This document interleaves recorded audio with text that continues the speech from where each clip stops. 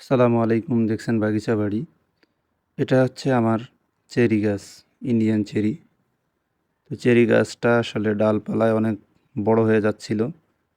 আর এবার তেমন ফুলও আসেনি, ফল তো দূরের কথা।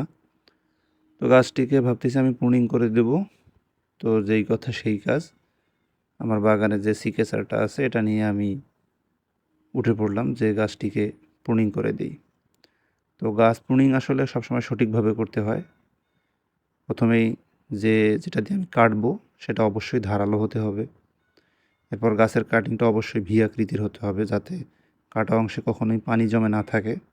এটা একটা বড় বিষয়, নাহলে সেখানে ছত্রাকের আক্রমণ হয়ে ডালটা মরে যেতে পারে।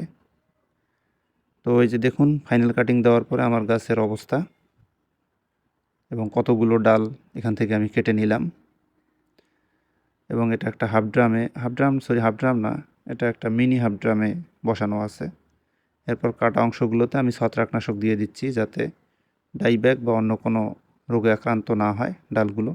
এবং এখান থেকে কুশি বের হয়ে গাছটা একটা ঝোপালো আকার রূপ ধারণ করবে। দেখুন আমার গাছের ফাইনাল লুক, চমৎকার দেখা যাচ্ছে। আশা করি ভিডিওটি ভালো লেগেছে। তো গাছের প্রুনিং করার বেস্ট সময় হচ্ছে আগস্ট সেপ্টেম্বর। আপনারা এই সময় গাছের প্রুনিং করবেন।